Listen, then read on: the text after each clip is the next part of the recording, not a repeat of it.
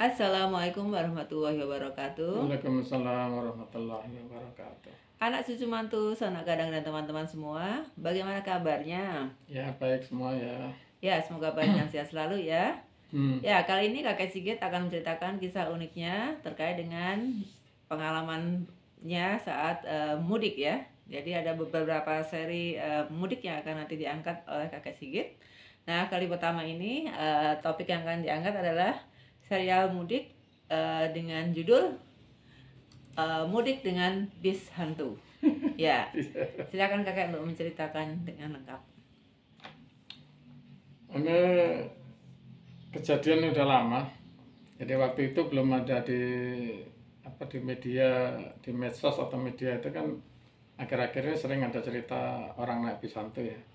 Tapi ini kejadian udah lama, jadi 1979 waktu itu kelihatannya belum ada cerita-cerita soal bis hantu. Belum ada medsos soalnya. Iya, belum ada medsos. Ini kejadiannya tahun 79 itu saya mahasiswa ya, tingkat 2. Itu karena saya kuliah di Bandung. Nama mudik itu ke Jawa Timur ya, suatu kota di Jawa Timur, di dekatnya kota Malang ya. Lawang lah. Ya. Nah itu karena tugas yang sangat banyak, kita nggak sempat untuk beli tiket bis malam maupun kereta api. Jadi begitu tugas itu udah diselesaikan, Tugas kuliah ya.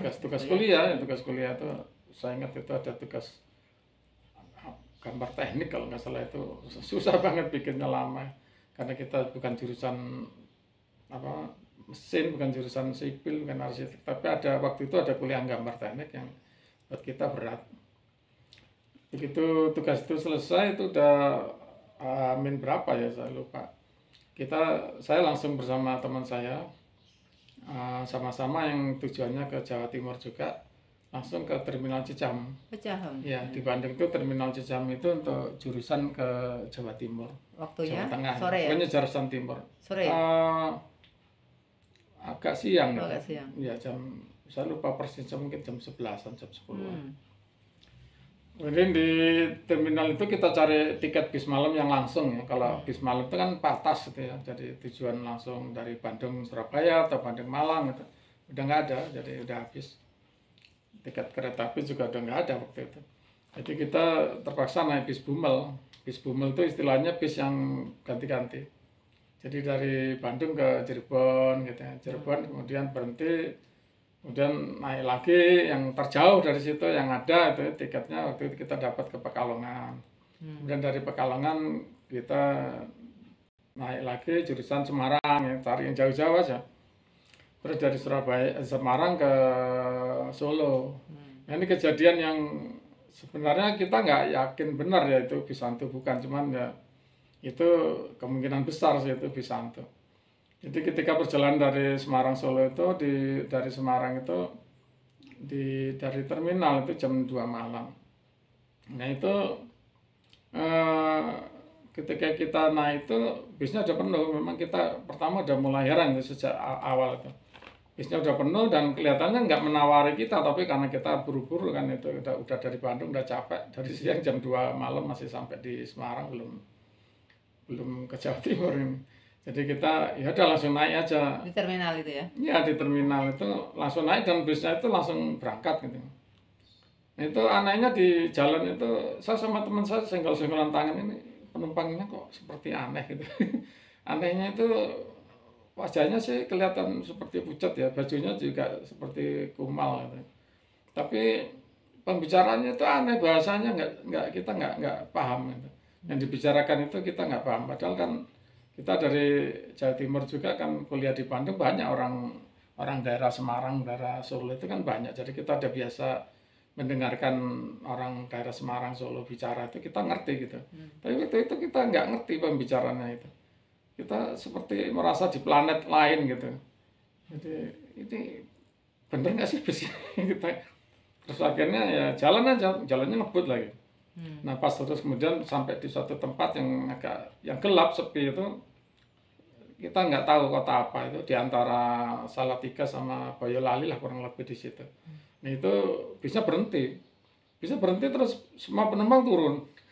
Semua penumpang turun, ya terus supirnya ikut turun, kondektor turun. Nah ini kondektor ini kita nanya itu ya sejak dari berangkat itu sampai ke tempat itu tuh kondektornya nggak narik tiket, misalnya kondektor bis Bumel itu kan Nggak narik bayaran. iya narik bayaran ke penumpang itu, kondektor diem aja di depan. Terus kemudian semua turun berhenti ya turun, ya kita ikut-ikutan turun. Kita ikutan turun terus bingung nih, waduh di tengah jalan kok turun. Saya pikir mau berangkat lagi istirahat gitu, tapi bukan di rumah makan. Kalau bis-bis itu kan berhenti bisa di rumah makan. Ini bukan di rumah makan, berhenti gitu.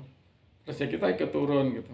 Terus kita, waduh gimana ini capek lah, kita berhenti dulu. Saya berdua sama teman laki-laki saya.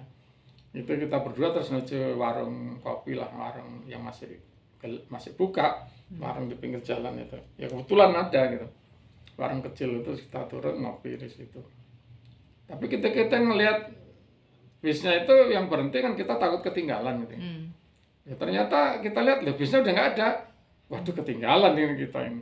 Terus kita ya bingung gitu, terus ngobrol sama tukang warungnya ada yang liatin dari tadi.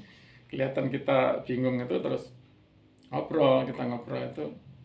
Saya tanya sama ibu warungnya, ibu ini saya ketinggalan bis ini, padahal tadi itu berhenti, saya juga heran kenapa bukan diberhenti di rumah makan misalnya di restoran, berhenti kok di jalan sepi gitu ya. Karena kita haus, kita ngopi di sini kok terus bisnya pergi, kita ketinggalan, gimana ini? Terus ibunya sambil sama bapaknya, terus ya gimana Bu, anak kan suami istri tua itu, mereka saling senggol-senggolan, siapa yang cerita? Nah, kamu aja Pak, ya Bapak Ibu aja. Terus akhirnya mereka ya, terus akhirnya salah satu dari mereka cerita, begini Dek, jadi kejadian ini udah beberapa kali terjadi gitu. Ya ini ceritanya tukang warung itu memang beberapa hari itu, mungkin sekitar seminggu 2 minggu sebelumnya itu ada kecelakaan di daerah sini dekat situ. Nah itu kecelakaan bis yang kelihatannya hampir semuanya meninggal, itu nggak tahu pasti gitu ya, tukang warungnya itu banyak lah yang meninggal. Dan kemudian itu memang ada beberapa sebelum kejadian yang adik ini berdua ini ada juga yang gitu turun di situ. Terus kita tadi nggak ngeliat lah adik itu turun dari bis gitu, ternyata nurut ceritanya tukang warung itu dia nggak melihat kita turun dari bis, padahal kita merasa turun dari bis. Terus kemudian kita jalan ke warung itu, kejadian itu beberapa kali katanya. Mungkin 2-3 kali pernah terjadi pada orang lain gitu. Ya malam itu turun terus ngopi di situ, ternyata bisnya udah pergi gitu. Jadi mereka menurut si tukang warung itu bis hantu gitu. Terus waduh ya kita ya, tapi kita masih muda ya, masih sewaktu itu kita nggak takut sih, kita malah kalaupun itu bis hantu udah alhamdulillah udah selamat kan, yang kita takutkan kita dibawa ke alam lain ya. Dan gratis kan. Gratis lagi. Tapi ya kalau lain ya takut. Tapi di sini ya kemudian kita ya bersyukurlah kita udah sehat. Tapi ya saya sempat senggol-senggolan sama teman saya laki itu. Ini yang hantu ini yang bis tadi atau warung ini? Kan nggak jelas juga ya. Nah, jadi kemudian kita habis ngopi terus sambil ada makan gorengan itu, terus kita keluar ya ditemenin sama bapak warungnya tuh nyekat bis yang lewat itu. Ada bis itu 24 jam ada, tapi jarang kalau malam itu. Kita waktu itu masih tujuan Jawa Timur, masih sampai di nggak tahu di mana itu, saya nggak sempat nanya kotanya.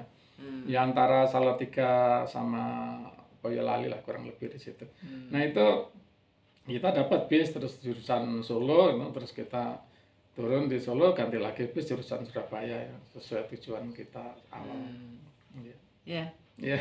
Begitu ceritanya. Ya. Ya menarik dan agak-agak horor ya, pengalaman mudik kakak yang pertama ini. Kalau saya sendirian mungkin ya bisa pingsan. Tapi itu karena berdua kita laki-laki jadi agak kuat kita mentalnya. Ya dapat tumpangan naik bis hantu ya, gratis, tapi itu manfaatnya mungkin ya, ada manfaatnya juga meskipun. Tapi untungnya nggak dibawa ke alam mereka gitu. Ya meskipun tidak tidak mengantarkan sampai tujuan, tapi ya alhamdulillah mereka tidak mengajaknya ke alam mereka ya. Ya itu saja kisah unik mudik pertama yang bisa kami sampaikan. Kita akhiri. Wassalamualaikum warahmatullahi wabarakatuh. Waalaikumsalam warahmatullahi wabarakatuh.